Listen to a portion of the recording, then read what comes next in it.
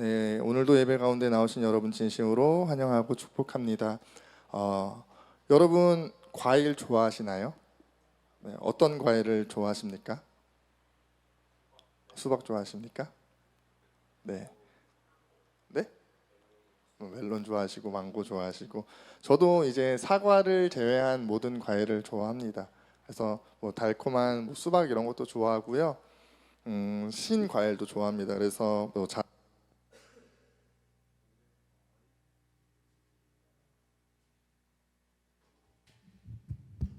네, 오렌지, 귤 이런 과일들을 좋아하는데요. 어, 저희 아내는 이제 귤을 싫어해요. 신 과일을 이제 싫어합니다. 그래서 저희 집에 이제 겨울마다 아내 이모님이 귤 박스를 보내주셨는데 아내가 신 과일을 안 좋아하다 보니까 혼자 먹기 이제 많잖아요. 그래서 늘 귤 박스 전체에 이제 곰팡이가 펴서 버리는 경험이 많았습니다. 여러분들도 한 번쯤 이제 경험해 보셨죠? 귤 박스에 곰팡이가 이게 잔뜩 핀 경험. 뭐 어떤 집은 이제 곰팡이가 뭐야 이러면서 먹기 바쁘신 집도 있으실지도 모르겠는데 다들 잘 아시는 그런 현상이죠, 특징이죠. 귤에는 특징이 있습니다. 귤에는 작은 상처나 상함이 발생하면은 금방 곰팡이가 피고 또 그게 전염되죠. 그래서 삽시간에 주변의 모든 귤이 상하기 시작한다는 것입니다. 그래서 귤에 상처가 발생하면요 즉시로 옮겨야 됩니다. 그렇죠? 방치해 둬서는 안 돼요. 아직 괜찮겠지. 이거 내일 해야지 귀찮아서 미루다 보면요 눈 깜짝할 사이에 다 곰팡이가 피는 것을 이제 발견하게 되죠. 어, 이것이 우리 삶에 동일하게 이제 적용되는 것 같습니다. 상한 부분, 문제 있는 부분 우리는 즉시로 해결해야 합니다. 오늘 본문에 나오는 사울 왕은 그의 삶에 있는 문제를 방치했습니다. 그 결과 상한 귤을 귤박스에 뒀을 때 귤박스 전체에 곰팡이가 피듯 그의 삶 전체에도 문제가 발생하는 것을 보게 됩니다. 그의 삶에 아주 큰 문제가 발생하는데요. 그것은 바로 하나님으로부터 멀어지고 하나님으로부터 버림받게 된 것입니다. 그리고 하나님으로부터 버림받게 된 그의 삶의 마지막 순간은 참으로 비극적이었습니다. 전쟁에서 아들 셋을 동시에 잃고 그 자신 스스로 목숨을 끊으며 삶을 마감하게 됩니다. 그래서 오늘 우리는 사울의 삶을 살펴보며 그가 방치한 것은 무엇이며 우리 삶에도 동일한 문제가 되는 무언가를 방치하고 있지는 않은지 돌아보기 원합니다. 그것이 발견되기를 소망합니다. 그리고 그것이 발견되었다면 즉시로 그것을 옮기는 은혜가 있게 되기를 소망합니다. 오늘 본문 2절을 보면 하나님께서 선지자 사무엘을 통해 사울에게 아말렉을 치라고 명령하십니다. 하나님께서 왜 아말렉을 공격하라고 말씀하셨는가 보면 출애굽기 17장 8절부터 말씀을 보면 모세와 함께 출애굽한 이스라엘 백성이 가나안을 향해 갈 때 르비딤이라는 지역을 지나갑니다. 그런데 그곳에 먼저 살고 있었던 이 아말렉 족속이 이스라엘에게 싸움을 거는 것이죠. 그래서 이스라엘 백성과 아말렉 족속이 르비딤에서 전쟁을 합니다. 이 전쟁이 그 유명한 모세가 손을 들고 있을 때는 전쟁에서 이기게 되는 그 전쟁이죠. 그래서 모세가 손을 들고 이 전쟁에서 승리를 하게 되는데요. 하나님께서 하나님 말씀에 순종하며 나아가는 이스라엘 백성들의 길을 막고 대적하는 아말렉을 이제서 벌하시겠다라고 말씀하시는 겁니다. 사울아, 아말렉을 쳐라. 이전에 그들의 잘못을 내가 기억하고 있었다. 이제는 내가 그들을 벌할 것이다. 하나님께서 말씀하신 것이죠. 그래서 하나님께서 그 하나님의 백성들이 가는 길을 막는 것, 대적하는 것, 또 하나님 말씀에 순종하는 것을 막는 것을 얼마나 미워하고 싫어하시는지 오늘 본문 3절에 나와 있는데요. 하나님께서 아말렉을 치되 어떻게 치라 말씀하시냐면 모든 소유를 제거하라고 말씀하십니다. 남자와 여자 가릴 것 없이 또 어린 아이와 심지어 젖먹는 아이까지 멸하라고 말씀하시죠. 또 그들의 모든 가축까지도 하나도 남김없이 전멸하라고 말씀하십니다. 진멸하라 말씀하십니다. 아말렉 족속의 싹을 자르고 뿌리를 뽑겠다라고 말씀하시는 것이죠. 이러한 하나님의 말씀이 사무엘 선지자를 통해 사울에게 전해지고 4절부터의 말씀을 보면 죄송합니다. 말씀을 보면 사울은 백성을 모아 이제 아말렉을 칩니다. 그런데 사울은 하나님의 말씀에 온전히 순종하지 않는 것을 보게 됩니다. 7절과 8절의 말씀을 보면 사울이 아말렉 사람을 치고 아말렉의 왕을 잡아서 죽이는 것까지는 하나님의 말씀을 순종하는 듯 했으나 9절의 말씀을 보면 모든 좋은 것을 남기고 진멸하기를 즐겨 아니하고 가치 없는 것 하찮은 것을 진멸하였다라고 말하는 것을 보게 되는 것입니다. 그래서 이 사건을 통해 하나님으로부터 사울은 버림받게 됩니다. 왜 이렇게 됐을까요? 하나님이 매정한 분이셔서 사울을 버리셨을까요? 말씀을 보면 이것이 하나님의 매정함이 아님을 알 수 있고요. 또 하루아침에 이루어진 결과가 아니라는 것을 우리는 보게 되죠.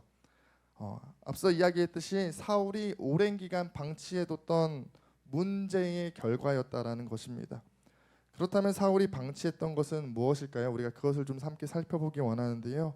첫 번째로는 사울은 욕심을 자신의 삶 가운데 방치해뒀던 사람입니다.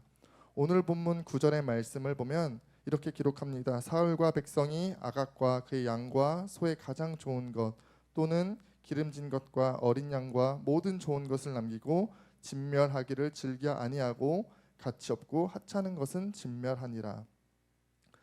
말씀을 보면요, 첫 번째로 사울의 욕심 가운데 물질적 욕심이 있었음을 우리는 보게 됩니다. 말씀에 순종하려고 보니 좋아 보이고 아까워 보이는 것, 가지고 싶었던 것이 생겼다라는 것이죠. 두 번째로 그에게 또 다른 욕심이 있었는데 바로 사람들로부터 인정받고자 하는 욕심이 그에게 있었음을 보게 됩니다. 오늘 본문의 이후의 상황을 보면 사무엘이 와서 사울을 책망합니다. 이때 사울이 하는 말이 있는데 24절에 보면 이렇게 기록합니다.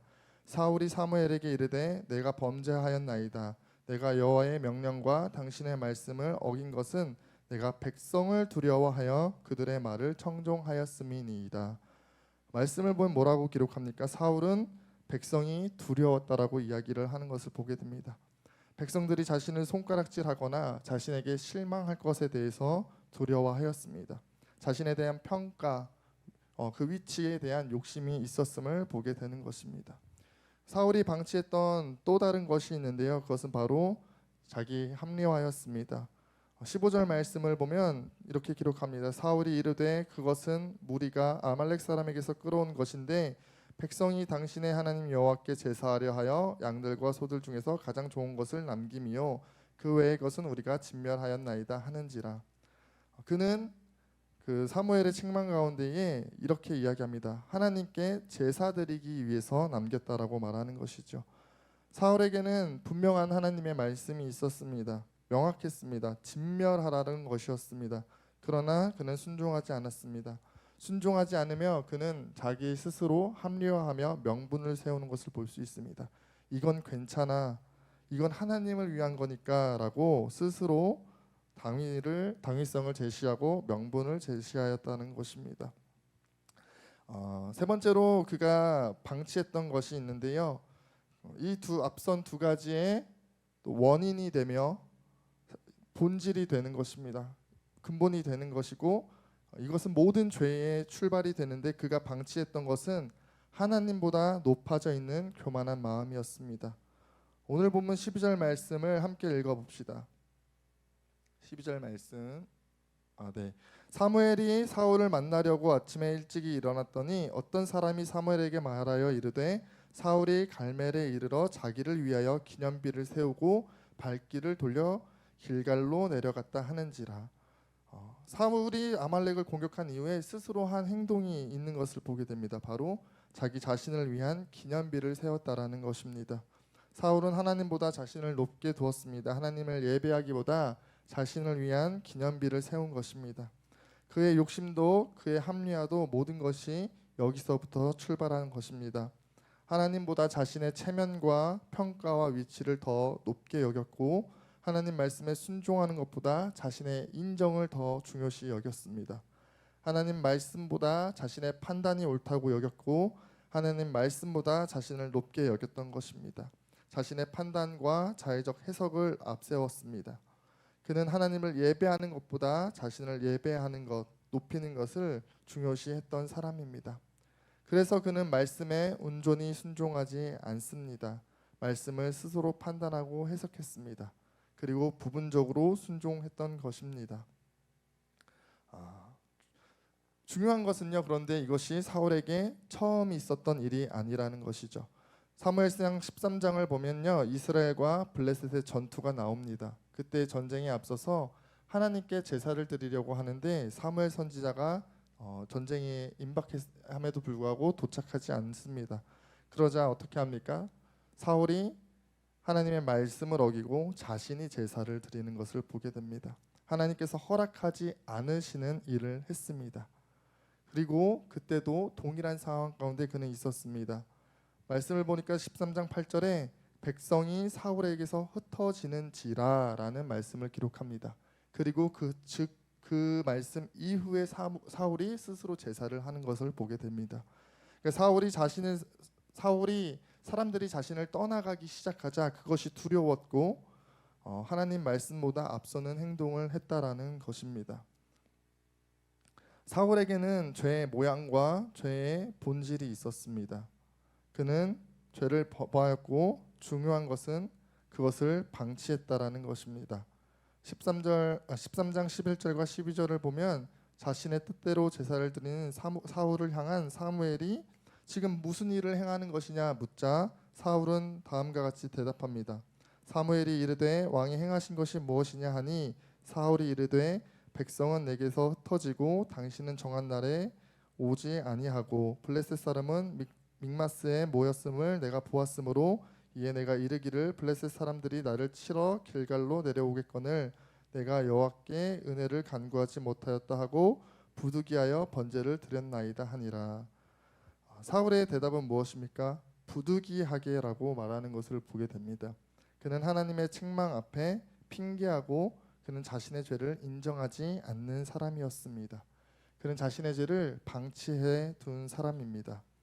오늘 본문의 아말렉과의 전쟁 후에도 그는 동일하게 이야기합니다. 사울이 사무엘을 책망하자 그는 이야기합니다. 오늘 본문 이후에 15장 17절부터 24절입니다.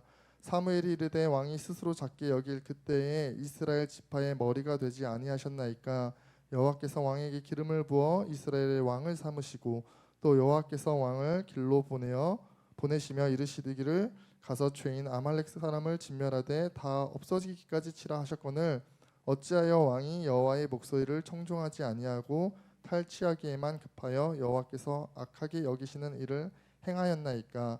사울이 사무엘에게 이르되 나는 실로 여호와의 목소리를 청종하여 여호와께서 보내신 길로 가서 아말렉 왕 아각을 끌어왔고 아말렉 사람들을 진멸하였으나 다만 백성이 그 마땅히 멸할 것 중에서 가장 좋은 것으로 길갈에서 당신의 하나님 여호와께 제사하려고 양과 소를 끌어왔나이다 하는지라.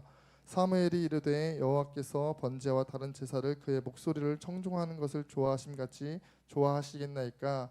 순종이 제사보다 낫고 듣는 것이 순양의 기름보다 나으니 이는 거역하는 것은 점치는 죄와 같고 완고한 것은 사신 우상에게 절하는 죄와 같음이라. 왕이 여호와의 말씀을 버렸으므로 여호와께서도 왕을 버려 왕이 되지 못하게 하셨나이다 하니 사울이 사무엘에게 이르되 내가 범죄하였나이다. 내가 여호와의 명령과 당신의 말씀을 어긴 것은 내가 백성을 두려워하여 그들의 말을 청종하였음이니이다. 아멘. 사무엘의 책망 가운데 사울이 뭐라고 대답합니까? 두 차례나 걸쳐서 백성이 그 마땅히 멸할 것을 가지고 왔다. 또 내가 백성을 두려워해서 어쩔 수 없이 한 일이다라고 이야기하는 것입니다. 나는 잘못이 없습니다라고 핑계하는 것을 보게 됩니다. 사울은 죄를 지었고 그 죄를 인정하지 않았습니다. 회개하지 않고 방치해 둔 것입니다. 사무엘은 이러한 사울의 행동을 23절에 완고함이라고 표현합니다. 그의 완고함이 하나님으로부터 스스로 멀어지게 만든 것입니다. 스스로 하나님을 떠난 것입니다. 그렇기에 하나님의 은혜가 그에게 미칠 수 없게 되었습니다. 하나님께서도 그를 떠나보내실 수밖에 없게 된 것입니다.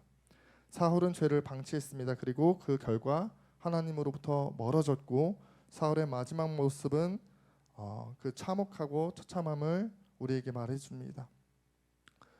이 말씀을 보면서 하나님 떠나면 저주받는다, 뭐 협박하는 것이 아니라 뭐 예수 안 믿고 죄 지으면은 집 가다가 교통사고 난다 이렇게 이야기하는 것이 아니라 하나님을 떠나서 살 수밖에 없는 우리의 삶의 모습을 오늘 성경은 이 사울의 마지막 모습 통해서 우리에게 말씀해주고 있는 것입니다. 우리의 삶은 하나님을 떠나서 살 수 없다라는 것을 말해주고 있는 것이죠. 제가 지난주에 한 가지 사건이 있었습니다. 제 30평생의 가장 끔찍한 일이었어요. 뭐 여러 가지 끔찍한 일들을 많이 겪었다고 생각을 하는데 그 중에서 진짜 역대급이다라고 생각이 되는 일이 있었습니다. 그래서 이 말씀이 제가 그 사건을 통해 이 말씀이 떠올랐고 그 말씀을 준비하게 되었는데요. 그것을 나누고 말씀 마치려고 합니다. 저희 집이 이제 구조가 확장형이 아니어가지고 방방마다 다 베란다가 있고 부엌 쪽에도 베란다가 있습니다. 그래서 부엌에 이제 부엌 밖 그 베란다에 냉장고가 있는데요. 토요일 날 아내랑 이제 같이 외출하고 들어왔는데 아내가 저를 이제 다급하게 부르더라고요. 그래서 부엌에서 여보 파리 있어 이러는 거예요. 그래서 파리 뭐 똥파리 한 마리 들어왔나 보다 하고서 제가 이제 부엌을 딱 갔는데 그 부엌과 그 베란다를 연결해주는 통창이 있지 않습니까? 거기에 파리가 한 30마리 정도가 이렇게 붙어 있는 거예요. 똥파리가. 와 보고서는 소름이 완전 쫙 끼치고 이게 무슨 일이지 하고 자세히 봤는데 천장에도 한 20마리 이상 이제 붙어 있는 겁니다.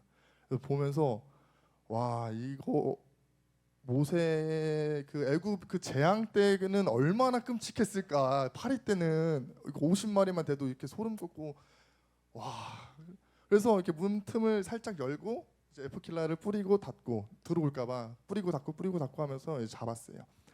막 후두둑 떨어지고 막 이제 자기들이 죽겠으니까 막 날아다니겠죠. 그러니까 한두 마리 막 날아다니는데 다 떨어져 있고 그래서 들어가서 이제 쓸었어요. 그래서 막 피해가면서 쓸면서 와 이게 무슨 일이냐 했는데 왜 그런 일이 있었냐면은 저희가 이제 이사하기 전에는 쓰레기 봉투를 집 안에다 놓고 썼다가 이제 이사를 하면서 그 베란다에다 같이 놓고 썼거든요.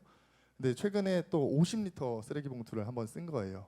그런데다가 이제 온유가 똥기저귀가 나오잖아요. 그게 버려도 이제 붙어 있잖아요. 똥이. 그래서 똥오줌 기저귀도 거기다 같이 버리고 그런데다가 또 이사를 하고 저희가 에어컨 설치를 안 했어요. 오랫동안. 그래서 제가 귀찮아가지고 안 했는데 아내랑 온유가 더위를 많이 타다 보니까 이제 창문을 열어놓고 생활했는데 그때 이제 파리가 들어온 거죠. 그래서 토요일 날 나가기 전까지만 해도 쓰레기 봉투 가지고 나갈까 말까 하다가 약속이 늦어서 아예 갔다 와서 해야지 했는데 밤에 들어왔더니 그새 그게 이제 알을 깨고 나와가지고는 그렇게 가득 있었죠. 그래서 이거 진작에 버릴 걸 막 후회하면서 급하게 갖다 버리고 이제 다음 날 됐는데 주일날 이제 제가 좀 늦었잖아요. 주일날 아침에 보니까 파리가 또 생긴 거예요. 그래가지고 이제 이건 어딘가 이제 근원지가 따로 있다라고 생각을 해서 여기저기 찾아봤죠. 베란다 그쪽 이제 한쪽으로 이제 광이 있고 그 이삿짐 그냥 이렇게 정리해 놓은 게 있는데 그 쓰레기 그러니까 봉지에다 이렇게 담아놨어요 짐을. 들었더니 거기 밑에 그 파리 알집이 한가득인데 여러분 똥파리 알집 보셨습니까? 수박씨 같이 생겼어요. 수박씨나 그 쥐똥처럼 이렇게 생겼거든요. 제가 진짜 그 인터넷 찾으면 나와요. 근데 제가 보여드리려다가 차마 식사 전에 못 보여드릴 것 같아서 개인적으로 그냥 똥파리 알집 네이버에 치시면 나옵니다. 그게 한 50개가 막 이렇게 있고 두 봉지를 이렇게 놨었는데 둘 다 그 밑에 있고 광 밑에도 이렇게 있더라고요. 그래서 그거 다 쓸어서 버렸어요. 그 초파리 알집은 저희가 이제 이전에 집에서는 이제 집에서 놓고 키웠잖아요. 여름에 어쩔 수 없더라고요. 초파리 알집은 깨처럼 생겨가지고 토독토독 터지거든요. 똥파리 알집도 똑같아요. 큰데 그것도 막 터지는데 얼마나 그게 징그럽고 소름이 끼치는지. 그래서 그것도 다 이제 버렸죠. 버리고서는 이제 교회 왔다가 이제 정리하니까 이제 월요일쯤에 한두 마리 정도 나오고서 이제 다 없어졌는데 제가 그걸 보면서 제가 느낀 게 뭐냐면은 이거 더러운 것은 이렇게 방치해두면 안 되는구나라는 생각을 했습니다. 그러면서 내 삶에 있는 죄악들 하나님 앞에서 토해내지 않고 고백하지 않으면은 이렇게 끔찍한 거구나. 그리고 끔찍해도 끔찍한지 모르고 살아갈 수가 있겠구나라는 제가 생각을 했습니다. 죄를 죄로 여길 수 있는 은혜가 내 삶에도 있어야 하고 우리 가운데 있었으면 좋겠다라는 제가 생각을 가졌습니다. 그리고 한 가지 더, 우리가 우리의 어떤 행위적인 죄악도 주님 앞에 고백하지만 죄의 근본, 그 교만에 대해서 하나님 앞에서 다뤄야 할 필요가 있지 않을까라는 제가 생각을 했습니다. 더러운 죄는 이제 방치해서는 안 됩니다. 내일 해야지, 내일 회개해야지 해서는 안 된다라는 것이죠. 끔찍한 일이 일어날 수 있습니다. 또 죄를 죄로 여길 수 있어야 됩니다. 그거 이렇게 들었을 때 웬 수박씨가 있네 하고선 내버려두서는 안 된다는 거죠. 더러운 것을 더러운 것으로 바라볼 수 있어야 한다라는 것입니다. 저는 저와 여러분 가운데 그러한 은혜가 있게 되기를 소망합니다. 우리 가운데에 여러 가지 죄의 모양이 있습니다. 사울도 그랬고 다윗 왕도 그랬습니다. 그러나 다윗 왕과 사울의 차이는 무엇이었습니까? 사울은 죄를 죄로 여기지 않고 내버려 뒀고 다윗은 즉시로 하나님 앞에 엎드려 회개했다라는 것이죠. 그 차이 가운데에 사울은 비극적인 결말, 하나님으로부터 멀어졌고 다윗은 마음에 합한 자라는 칭함을 받게 되었다라는 것입니다. 우리 가운데 죄가 없을 수 없습니다. 그러나 그것을 하나님께 가지고 나아갈 때, 회개할 때 하나님 은혜 주십니다. 요한일서 1장 9절 우리가 잘 아는 말씀이죠. 만일 우리가 우리 죄를 자백하면 그는 미쁘시고 의로우사 우리의 모든 죄를 사하여 주신다라고 기록하고 있습니다. 이 말씀을 기억하기를 소망합니다. 혹시 우리 가운데에 사울은 욕심이 있었고 자기 합리화가 있었고 자기를 높이고자 하는 마음이 있었다면 우리 가운데 있는 모양은 어떤 모양입니까? 그것이 이 시간 발견되어지고 그것이 죄로 여겨지고 그 깊은 곳에 있는 하나님보다 높아져 있는 마음이 발견되어서 이 시간 그것을 함께 회개하는 은혜가 있게 되기를 간절히 소망합니다.